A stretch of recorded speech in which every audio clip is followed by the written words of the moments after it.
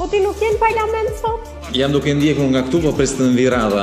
Ndërkohë që dëgjoja deputetët që flisin të shqetësuar për diasporën dhe i kërkojnë votën diasporës, ata pash tek website-i Eurostatit, ku janë gjitha statistikat se sa shqiptar kanë marrë leje për herë të parë në Bashkimin Evropian nga 2013 deri më sot. Dhe është e pabesueshme të zbulosh se në 2013 31.000 shqiptar kanë marrë leje qëndrimi për herë të parë në Bashkimin Evropian. 34.000 pothuajse në 2014, 50.000 në 2015, në 2016 60.000, kanë qenë 85.000 në 2022, pothuajse 80.000 në 2023 dhe 80.000 pothuajse në 2024.